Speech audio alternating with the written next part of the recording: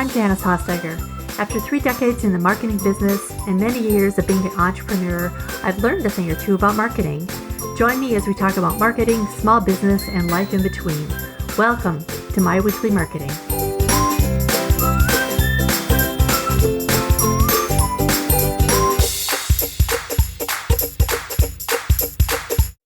Let me tell you about an offer I was working on with a client.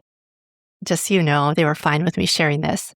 Anyway, she'd spent weeks putting together an offer that I was genuinely excited for them about. Then I read the email. She wrote, here's what's included: 6 modules, 4 live coaching calls, a workbook, bonus templates, enrollment closes on Friday. Technically, it was 100% accurate. It was clear and checked all the boxes. But I knew almost immediately that nobody was going to get excited about that email. It did not make me want to click the button to buy or even to learn more, because facts don't sell. Features don't sell. They were trying to sell the offer instead of the outcome. People buy when they can picture a better future for themselves. That's the difference between describing an offer and describing the outcome. You want someone to say, oh, this is exactly what I need. There's a difference between writing emails and writing an inventory list. So today I want to show you that difference, because you don't need to be pushy to write emails that sell. You just need to start helping people see why it matters. When you write a sales email, that could be an invitation email, launch, whatever it is you want to call it, you're not writing a syllabus. When I did my very first launch years ago, I had a social media course. This is what I got wrong. I really worked hard and thought it was all about the things that you get when you buy. That launch did not go well. I sold 4. But I get that the syllabus version feels safe and feels honest. It's easy for us to stay so focused on what we're selling that we forget about the outcome. But here's what's actually happening on the other side of that email. Your reader is not making the logical decision. She or he is not sitting there going, 6 modules or 5? They're making an identity decision. They're quietly asking these kind of questions. Is it for someone like me? Would doing this make me the kind of person I'm trying to become? And your feature list doesn't answer that, not even a little, because their decision is emotional, not rational. We think that people buy with their heads. We think that they're weighing the pros and the cons, the features, and looking at the math. So we write emails packed with logic, the modules, the hours, the deliverables, and we wait for them to do the math and decide, yes, that's for me. But that's not how it works. People buy with their heart first. They decide with emotion. They say things like, I want that. I want to be that. I'm so tired of feeling stuck. And then they go looking for reasons to back up the decision that they've already made. Emotion opens the door. Logic just lets them walk through it and feel good about it. Have you ever done that? For me, it was Coach bags. When I was in college, my older sister had a gorgeous Coach bag and I wanted one. So when I graduated and I got my first job, it was one of my first purchases. I knew they were expensive, but at the time they offered a lifetime warranty. What could be better? So I saw myself with the bag, and the warranty clinched the deal for me. Did I care that I would be eating boxed macaroni and cheese for a month to afford it? No, I wanted the bag and it fit who I wanted to be. So here's why it matters for your email. The transformation part, who the reader becomes, and the picture you paint of that transformation is the emotion. That's the engine behind the email. Your buyer already wants the change. Leading with emotion just means you're finally talking about the thing that they care about the most instead of burying it under a features list. So here's the order. The transformation, who they become, that's the heart, the decision, and the engine. That's what makes them want it. And the doubt diffusing, the will this work for me question, that's the head decision, and that clears the path so they can say yes without feeling guilty or reckless. But you want to lead with the heart and back it up with the head.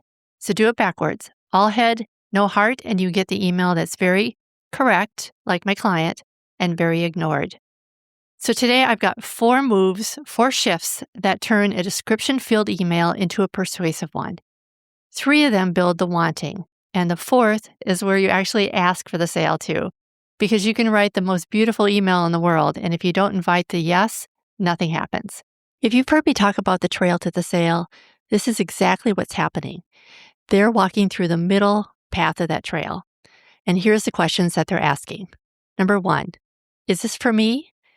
At this point, you want to paint a picture of who they'll become with this offer and meet them where they are right now. Number 2, what is this? That's the point where you can give them the nuts and bolts of the offer. Number 3, can I trust this? That's where you diffuse doubts. And number 4, am I ready? This is the ask, one clear action and an honest reason to move now instead of later. 4 questions. None of them are actually about the modules and the price. They're all about wanting, belonging, safety, and courage. Your job is to walk them through those 4 feelings until yes is a natural answer. That's why the email that just lists everything falls flat. It answers what's in the box and leaves the real question, every heart question, sitting there unanswered. So today I'm going to use a made-up example the whole way through so it's not abstract. We're going to call this person Dana. Dana's a business coach. She's launching a small group program for her consultants who want to land better clients. We'll write Dana's email together as we go. So let's get into it. Shift number 1, answer, is this for me? With the transformation. This one answers the biggest question your readers got. Is this for someone like me? And you don't want to answer that by describing your offer. You answer it in 2 ways, and they work together. First, paint a picture of who they become after they buy. Second, meet them in the exact spot they are right now. So let's take those one at a time. First, the transformation. Don't describe the course, the product, or the event. There's an old saying that nobody wants a drill, they want the whole. Nobody wants your offer, they want the outcome. Nobody wants an accountant, they want financial success and clarity. So the question your email has to answer first is, who will my reader be on the other side of this? And then paint a picture they can step into. Here's Dana's version. She went with a head version, right? Join my 8-week group coaching program for consultants. Okay, true, boring, doesn't move anyone. Now here's the transformation version. Imagine it's 3 months from now, you're on a discovery call with a potential client and they ask what it's like to work with you. Instead of giving a long explanation, you explain your process in a way that just clicks. Okay, same program, totally different email. The first one, the one that said join my 8-week coaching program, that one fell flat. The other one lands a reader in a picture of who they will become. The second half of that is meeting them where they are. So you've given them a vision. Next, you need to determine where they are right at this moment and address it. Because here's what a lot of us do. We write to someone vague and kind of a floaty audience, right? For example, you might say, are you a business owner who wants to grow? Your reader reads that and feels nothing because it might be true, but they're not seeing themselves in that description. They're in the middle of something. They always are. They're at a plateau. They're working hard and the needle's just not moving.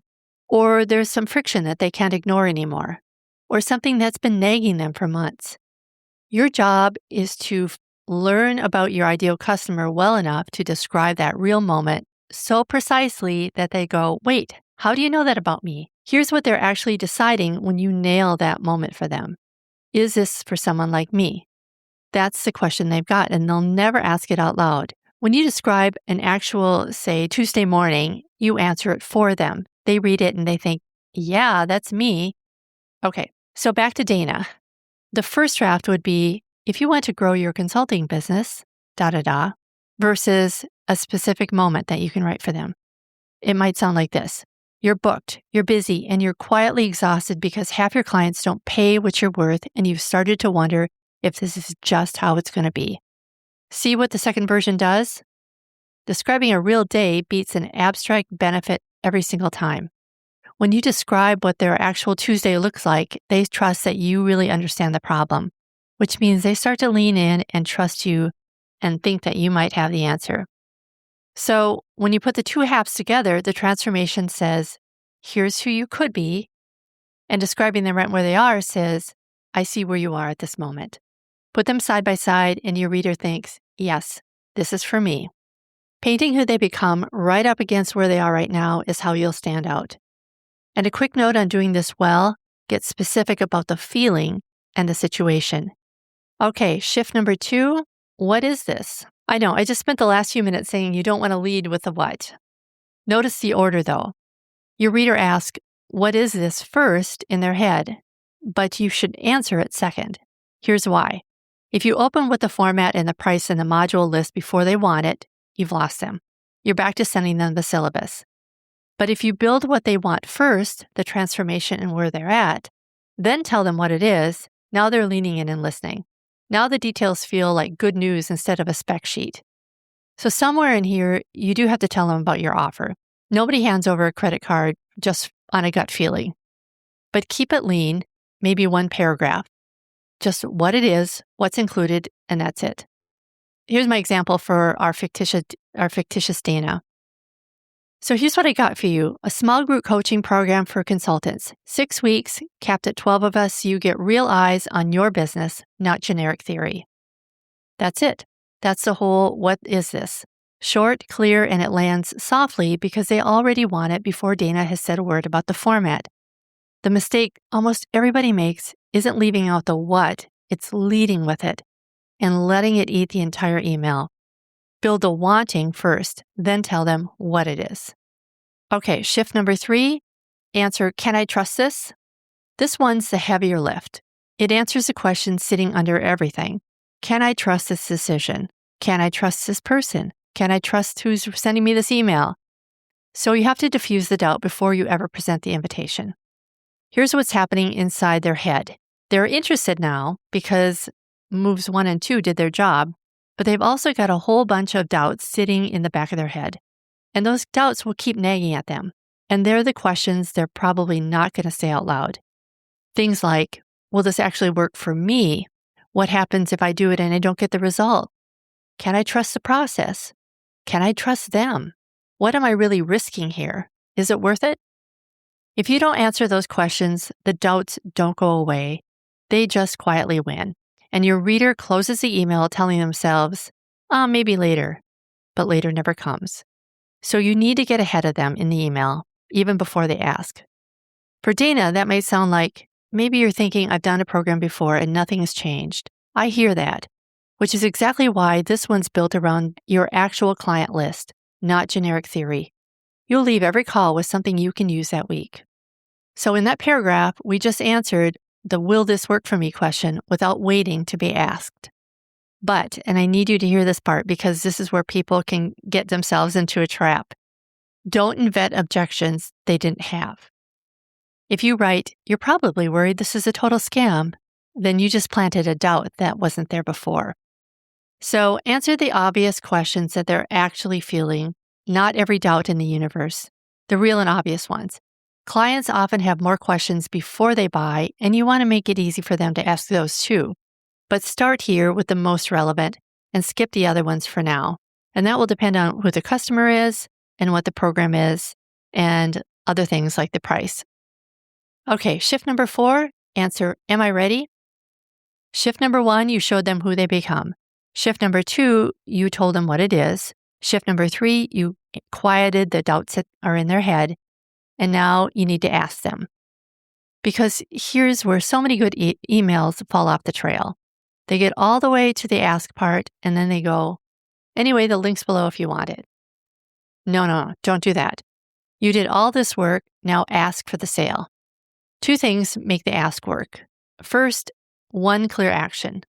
Not a bunch, not, could you book a call or check the page or reply to this? One thing, here's a link, come join us. Make saying yes really easy, the easiest thing on the page. Second, give them a real reason to do it now, because even if it's fully persuasive, they will say, well, I'll think about that, and I'll get to it later.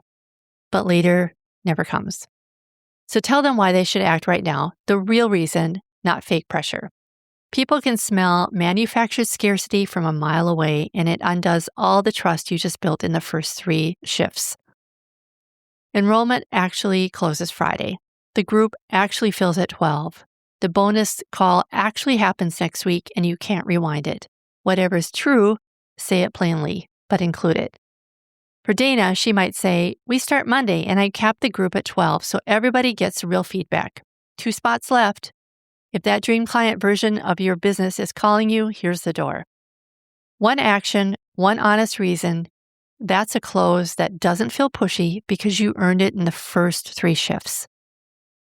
Okay, let me show you Dana's whole email now, start to finish, all 4 shifts in one email. Listen to the questions getting answered in this email one by one. Now, let me add, you may not want to do all of these in one email. You may want to spread them out among the series, and I'll talk about that in a minute. But for the sake of this conversation, let's do it in one email. Okay, here's the whole email. Imagine it's 3 months from now. A dream client just landed in your inbox, the kind you used to only hope for, and you named your fee without flinching, and they said yes. Right now, though, you're booked, you're busy, and you're quietly exhausted because half your clients don't pay you what you're worth, and you've started to wonder if this is just how it's going to be. If that's you, keep reading. Here's what I've got. A small group coaching program for consultants. 6 weeks, capped at 12 of us. So you get real eyes on your business and not just generic theory. But maybe you're thinking, I've done a program before and nothing changed. I hear you. This one's different because we work from your actual client list. You'll leave every single call with somebody you already put to use that week. Not someday, that week. We start Monday. 2 spots are left. If that dream client version of your business is calling, here's the link. Okay, did you catch the questions that I answered in there? The buyer's 4 questions answered in the order that really works because a good sales email just answers 4 questions already running through their head one at a time. Now, because some of you are looking at a big launch, not a single email, and you're thinking, do I really need to cram all 4 questions into one email? No, you don't have to. For a bigger launch, you can stretch out these 4 questions across a whole sequence. And honestly, you probably should. There's only one rule that you need. Keep them in order. Your early emails do the is this for me work, the transformation, their real moment. The middle emails handle what is this and can I trust this? Those are the details, the objections, the doubts. And your final email says, yep, this is the deadline. Here's the last call. Same 4 questions, same order, just stretched out among multiple emails. These 4 questions live right on the trail to the sale. This little email is walking your reader right down the middle of that trail. Okay, so here's my ask. If you've been writing emails that just describe your offer and wondering why they're not landing, I made something for you. It's a swipeable worksheet that walks you through all 4 shifts for your next email.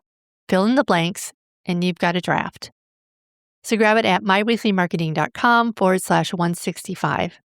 Thank you so much for joining me today. If you found this episode valuable, please subscribe on your podcast platform of choice. Thanks so much for joining me today. I'll see you next time. Bye for now.